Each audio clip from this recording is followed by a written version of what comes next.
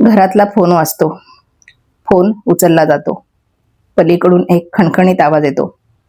सुनेत्रा, पोचलो ग. प्रवास खूप लांबचा होता, त्यामुळे जरा दमलोय इतकंच. अंग मोडून आलंय. मला कल्पना आहे तू नाराज आहेस माझ्यावर, पण फोन ठेवू नकोस. खूप बोलायचं होतं तुझ्याशी. राम रगाड्यात ते राहून गेलं, पण आज बोलतो. ऐकून घेशील, समजून घेशील अशी अपेक्षा करतो. लोक म्हणायची दादांची राजकारणावर, प्रशासनावर मजबूत पकड आहे. दादा कोणाला हलक्यात घेत नाहीत.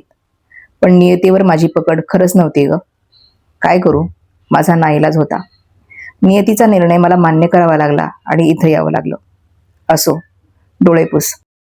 तुला माहीत आहे, साहेबांनंतर राजकारणात जर कोणाला मानलं असेल तर ते म्हणजे चव्हाण साहेब. आज इथं माझ्या स्वागताला स्वतः चव्हाण साहेब आणि वेणुताई होत्या. मला बघताच म्हणाले, ये अजित, जरा वेळ चुकली तुझी, पण त्याला पर्याय नाही.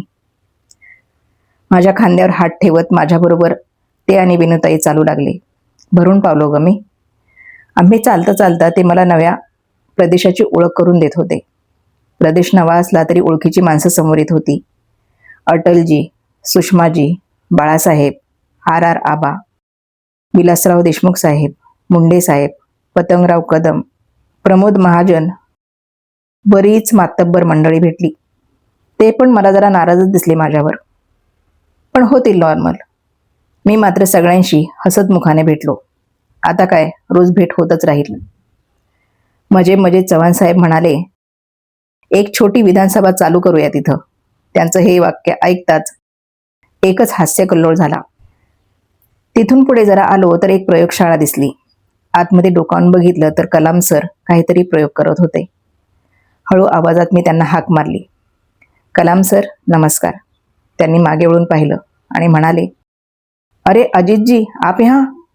बड़े गलत वक्त पे आप यहाँ आ गए. चलो ठीक है, अब आए हो तो आते रहे ना मिलने. कुछ किताबें लगे तो हक से ले जाना. त्यांचा निरोप घेऊन मी पुढे आलो. एका कोपऱ्यात जोराजोरात हसण्याचा आवाज कानी पडला, म्हणून वाट वाकडी करून बघितलं. बघतो तर काय, इथं हास्य जत्रा चालू होती. आणि कलाकार होते दादा कोंडके, लक्ष्मीकांत बेर्डे, मच्छिंद्र कांबळे, सतीश तारे.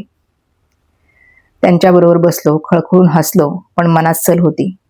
तुम्हाला रडून मी मात्र इथं आलोय.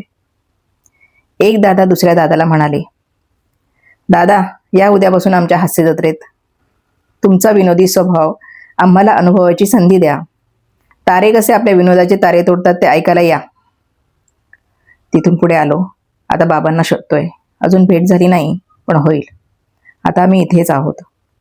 इतक्याच समोर आले रतन टाटाजी, लक्ष्मणराव आणि शंतनुराव किर्लोस्कर.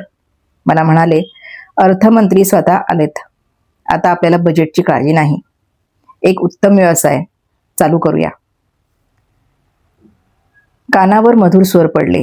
लता दिदी, किशोर कुमार, पंडित भीमसेन जोशी, कुमार गंधर्व, जितेंद्र अभिषेकी यांची सुरेल मैफिल रंगली होती. त्यांच्यातच पु ल देशपांडे, गदिमा, बाबूजी, ग्रेस, कुसुमाग्रज, विंदा करंदीकर, डॉक्टर लागू, गिरीश कर्नाड, स्मिता पाटील भेटले. कलाकार कट्टा, नुकतेच आलेले धरिंपाजी तिथेच भेटले. अजूनही भरपूर मंडळी आहेत तिथे. हळूहळू तीही भेटतील. सुनेत्रा, मला माहीत आहे, डाव अर्ध्यात सोडून आलोय मी, पण काय करू, माझ्या हातात काहीच नव्हतं. नियतीसमोर हा दादा हतबल झाला. नियतीचे फासे उलटे पडले. मांडलेला डाव उधळला. तुझ्या आणि कुटुंबाची मानसिक अवस्था मी समजू शकतो. माझा ऐकशील? दुःख विसरण्याचा प्रयत्न कर. स्वतःला कामात गुंतवून घे. साहेबांची कास सोडू नको. स्वतःबरोबर त्यांना सांभाळ, धीर दे. सुप्रियाला जप. तिचा हात घट्ट पकडून ठेव. आईचा तर मी गुन्हेगारच आहे. तिचा आधार तर तू होतीसच, पण आता खंबीर आधार हो. शून्यात गेली ग ती. पार्थ, जय, युगेंद्र, रोहित यांच्या पाठीशी उभी राहा. मुलं तरुण आहेत, धडाडीचे आहेत. त्यांना कर्तबगार होण्यासाठी मदत कर. आपल्या सुनांना सासऱ्याची उणीव जाणू देऊ नको. माझ्या महाराष्ट्राला आणि बारामतीला जप. सुनेत्रा, डोळे पुस आणि लाग कामाला. मी इथून बघतोय. ठेवतो. तुझा अजित.